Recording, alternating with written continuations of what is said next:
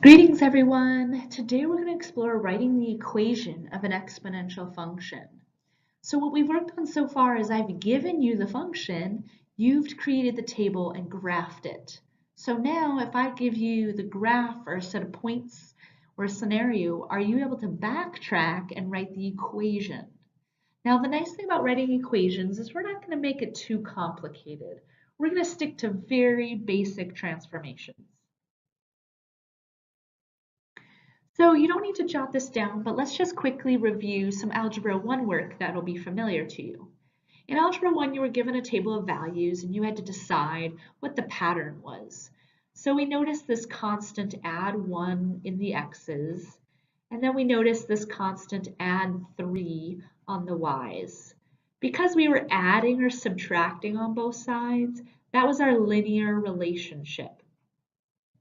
So in this case, if I had y equals mx plus b, my slope is what I'm increasing by.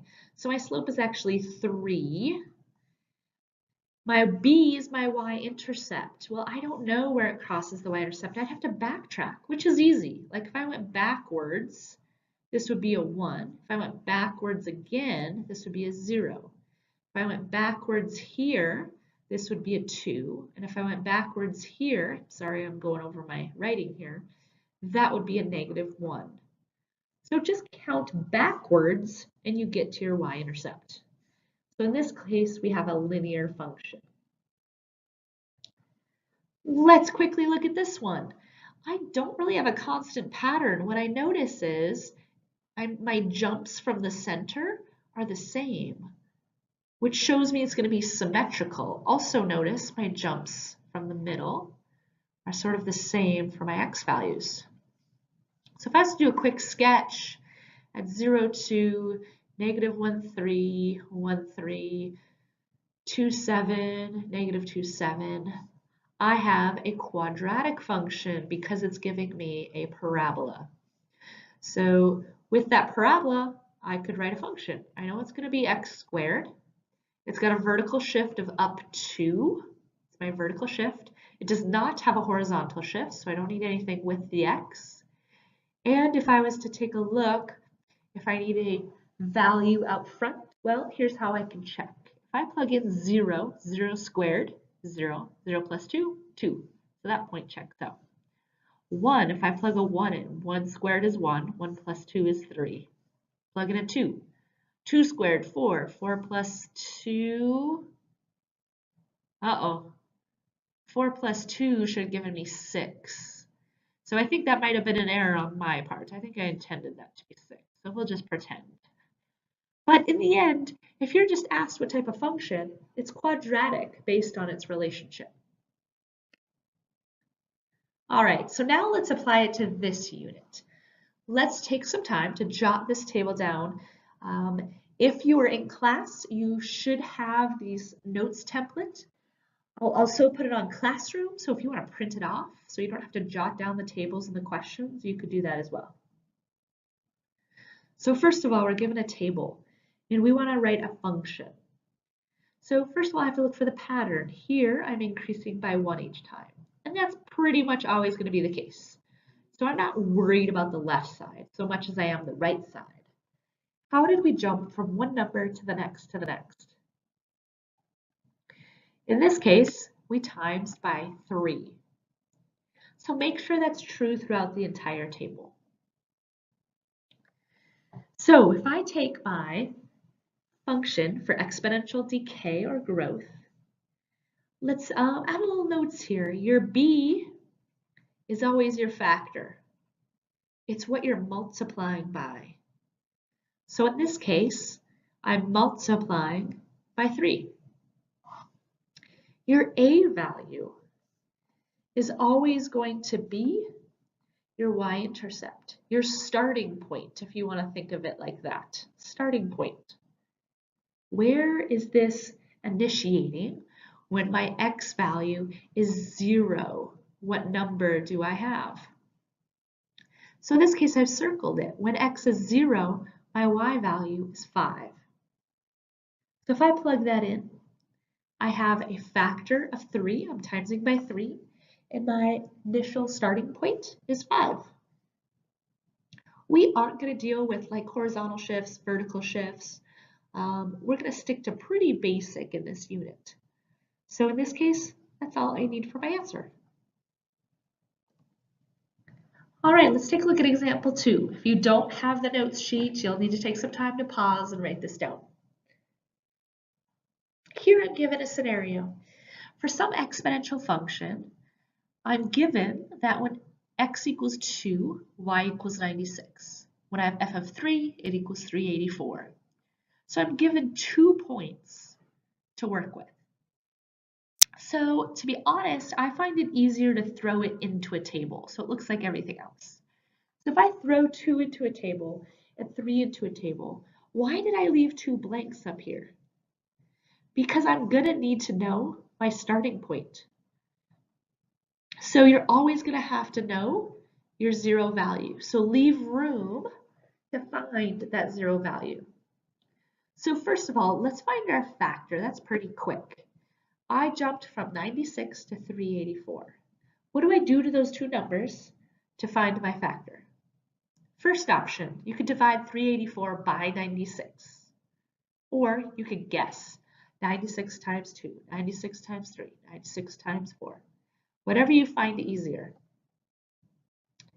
In this case, it's times 4.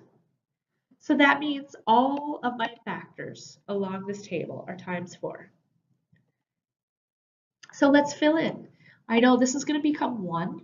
If I take 96 and I divide by 4, I get 24. I got to back up to 0. If I take 24, I divide by 4, I get 6. We should see that pattern very clear. On the left side, add 1, add 1, add 1. On the right side, times 4, times 4, times 4. You can check your work. Quick calculator check. Plug it in, see how we're doing. So let's write our function for exponential growth or decay. My factor goes in for b. My starting point, initial point, goes in for a. So I'm going to have f of x equals 6 times 4 to the x. So again, starting point,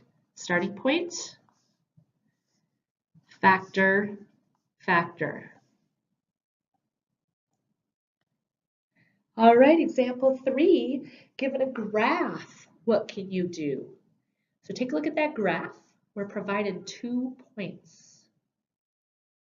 So first of all, I'm going to do what I did on all the others so far. Let's throw it into a table so we can organize our thoughts and figure this out. But notice my x values. I have a 3 and I have a 5. I'm missing my 4th value in there. So when you create your table, you gotta leave some space here. I need to leave room for 4 and I need to leave room to find my initial value. Oh, so on this one, how do I find what my factor is? I can't just divide those two. Well, I kind of can. If I divide 1,701 by 189, I get 9. Well, if I'm timesing something twice, really, because I'm saying times, meaning what times itself gets me to 9. That helps me determine that it would be 3. Or another way to think about it is strictly guess and check, you guys. If you have your calculator, and especially on a standardized test, why not just guess and check? 189 times 2 times 2. 189 times 3 times 3. 189 times 4 times 4. A couple of guesses and you'd find it. It's no extra time. So in this case, we find out that it was times 3. Now, do I have to go through and fill in all these other values? Not really. The only value that I really need is this 3 and my initial value. So feel free to just backtrack. So I'm going to take 189, I'm going to divide by 3, divide by 3, divide by 3.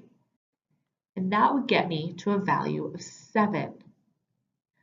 So again, if I start my function, what I need is my factor and my initial value. Plug those in, and your function is 7 times 3 to the x. And here's the nice thing, you guys. You could check your work so easy in the calculator. So to do that, all you would do is take these points and plug them into your function. So 7 times 3 to the third, does it get you 189? It does. 7 times 3 to the fifth, does it get you to 1,701? It does. You know you're right, which is such a nice confirmation.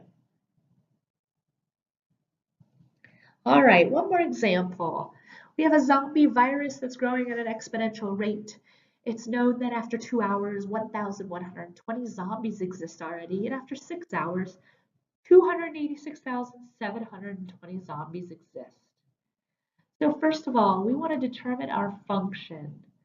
Well, if I dissect the information, I have 2 sets of numbers. 2 sets of numbers would be like 2 points.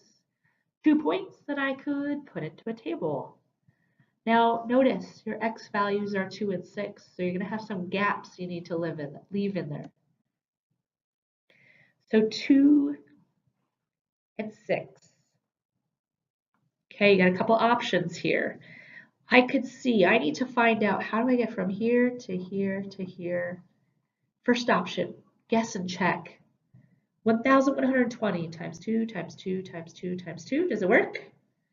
1,120 times 3 times 3 times 3 times 3, does it work? Okay, you could do guess and check, or you could take 2,800, excuse me, oh my gosh, 286,720, divide that by 1,120, see what you get, and then what number, I'm just going to say this is the value of y, or no, let's not use y, let's say z. Then what number times itself gets me to z? That would help you find that factor. So you decide. My suggestion is to pause this video and take some time to figure out what that factor is. Alrighty, if you took some time to work it out, our factor is 4. We went times 4 times 4 times 4 times 4. So I care about the factor and my initial value. I don't need to fill all these in. It's extra work. I mean, if you want to, go for it, but you don't need to.